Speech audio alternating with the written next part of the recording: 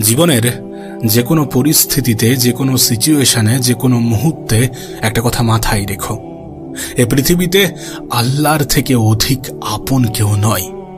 না, আপনি হয়তোবা অনেককেই আপন মনে করতে পারেন, আপনার পরিবার আছে, আপনার বন্ধু বান্ধব আছে, আপনার আত্মীয় স্বজন আছে, হতে পারে এদের মধ্যে আমাদের আপনজন আছে, কিন্তু সব থেকে বেশি আপন, সব থেকে বেশি প্রিয়, সব থেকে বেশি কাছের রব ছাড়া কেউ নয়। আসলে প্রকৃত অর্থে একটা জিনিস হয়তোবা আমাদের মানতে খারাপ লাগবে, কিন্তু বাস্তবতা এটাই যে আপনি যাদেরকে আপন মনে করেন, আপনার মৃত্যুর পরে আপনাকে ভুলতে এদের খুব একটা বেশি সময় লাগবে না। মানুষ মৃত ব্যক্তিকে খুব দ্রুত ভুলে যায়। আপনার পরিবার খুব আপন না, অবশ্যই তারা আপন, কিন্তু কতটা এটা তখনই আপনি বুঝতে পারবেন যখন আপনার বয়সটা বৃদ্ধি পাবে, কিন্তু আপনি বাড়িতে বেকারভাবে থাকবেন।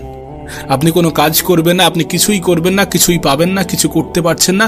সেই পরিস্থিতিতে আপনি বুঝতে পারবেন আপনার পরিবারের মানুষজন আপনার কতটা আপন।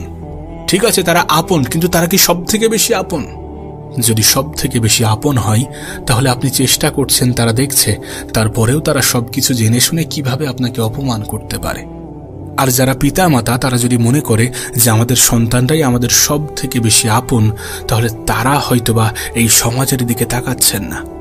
সমাজের পরিস্থিতি, বর্তমান সমাজের পরিস্থিতির দিকে তারা হয়তোবা তাকাচ্ছেন না। যদি তাকান, তাহলে দেখতে পাবেন যে সন্তানরা কতটা আপন। এই সমাজের এতটা বৃদ্ধাশ্রম পরিচয় দেয় সন্তানরা বাবা মায়ের কতটা আপন। আমি বলছি না যে তারা আপন নয়, যেহেতু আল্লাহ আপনার সাথে তার একটা সম্পর্ক গড়ে দিয়েছে, তাদের একটা সম্পর্ক গড়ে দিয়েছে, তারা আপনার আপন, অবশ্যই আপন। কিন্তু সব থেকে বেশি আপন, সব থেকে বেশি প্রিয়, সব থেকে বেশি কাছের যদি কাউকে বোঝাতে হয়, তাহলে সেটা রব ছাড়া এই পৃথিবীতে আর কেউ নয়। নিঃসন্দেহে আল্লাহর থেকে অধিক কেউ আমাদেরকে ভালোবাসে না। যে সন্তান আমাদের আপন মনে হয়, সেই সন্তান আমাদের সাথে দুর্ব্যবহার করে। যে বাবা মা আমাদের আপন মনে হয়, সেই বাবা মা যখন আমরা বেকার থাকি তখন আমাদের সাথে দুর্ব্যবহার করে। যে আত্মীয় স্বজন আমাদের আপন মনে হয়, তারা আমাদের অনুপস্থিতিতে আমাদেরকে নিয়ে সমালোচনা করে। আর যদি বিষয়টা এমনই হয়ে থাকে, তাহলে কিভাবে তারা আমাদের সব থেকে বেশি আপন হতে পারে? বিশ্বাস করুন, যত বেশি দিন যাবে, যত বেশি খারাপ সময় আসতে থাকবে, যত বেশি কঠিন সময়ের মুখোমুখি হবেন, ততই আপনি উপলব্ধি করবেন, ততই আপনি অনুভব করবেন যে পৃথিবীতে রবের থেকে অধিক আপন কেউ নয়। তিনি সব থেকে বেশি আপন কেন জানেন? কারণ একমাত্র তিনিই আমাদেরকে নিঃস্বার্থভাবে ভালোবাসেন। আপনি একবার ভেবে দেখুন, আমরা যদি তাকে স্মরণ না করি, তার কোনো যায় আসবে? আমরা যদি তার কাছে ক্ষমা না চাই, তার কোনো যায় আসবে? আমরা যদি তার কোনো প্রশংসা না করি, তার কোনো যায় আসবে? তার কোনো ক্ষতি হবে? কোনোই ক্ষতি হবে না। আমরা এই পৃথিবীতে এত অপরাধ করছি, এত খারাপ কাজ করছি, তারপরেও আমাদের সামান্য একটুখানি ক্ষমা চাওয়াই তিনি আমাদেরকে ক্ষমা করে দিচ্ছেন। এগুলো কি প্রমাণ দেয় না? এগুলো কি আপনার কাছে প্রমাণ মনে হয় না? এ পৃথিবীতে যখন কোনো মানুষের কাছ থেকে আপনি আশা করবেন, তখনই আপনি হতাশ হবেন, তখনই আপনি মন খারাপ করবেন, তখনই আপনি কষ্ট পাবেন। কিন্তু রবের কাছ থেকে কিছু আশা করলে তিনি আমাদেরকে কখনোই কষ্ট দেন না। নিঃসন্দেহে তিনি আমাদেরকে আমাদের থেকেও কোটি কোটি গুণ বেশি ভালোবাসেন। যেটা আমরা উপলব্ধি করি না, যেটা আমরা অনুভব করি না, যেটা আমরা অনুভব করতে চাই না, যেটা আমরা উপলব্ধি করতে চাই না, যেটা আমরা বুঝতে চাই না। আসলে আমাদেরও একটা বাজে অভ্যাস আছে।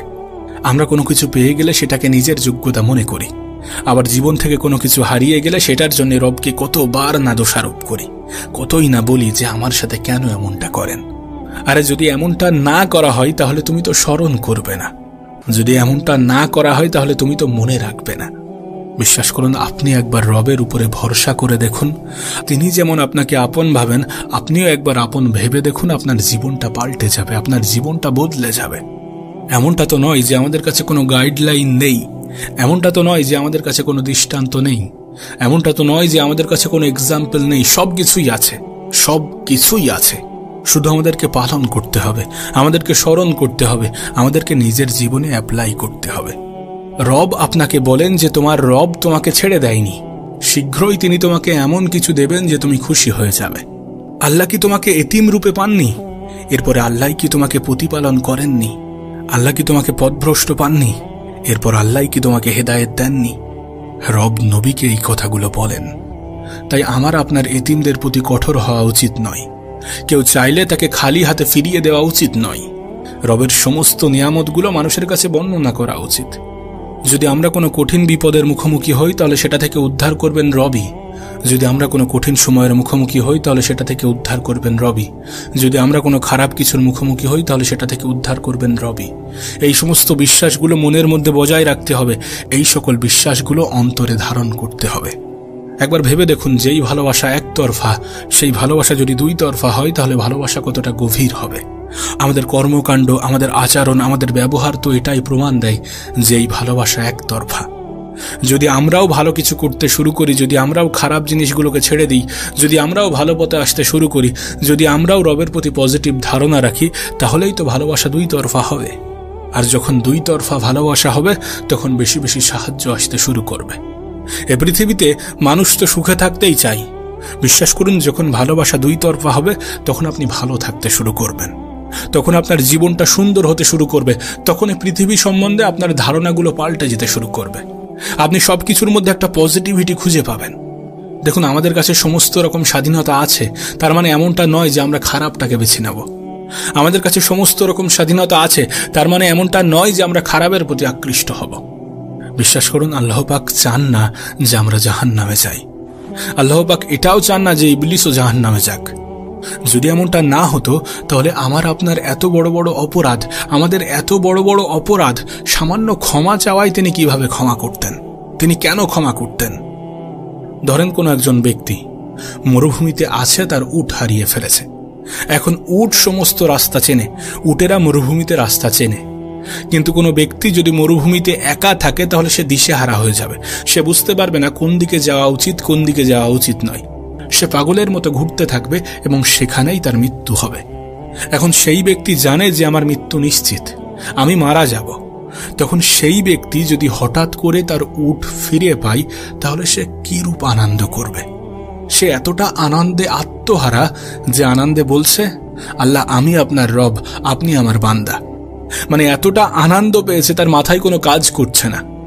এ পৃথিবীতে যখন কোনো মানুষ দীর্ঘদিন ধরে খারাপ কাজের সাথে যুক্ত হয়, দীর্ঘদিন ধরে রবকে ভুলে থাকে, তারপর হঠাৎ করে যখন কোনো একদিন রবকে স্মরণ করে, তানার শরণাপন্ন হন, তানার কাছে তওবা করেন, তখন তিনি অনেক অনেক বেশি খুশি হন।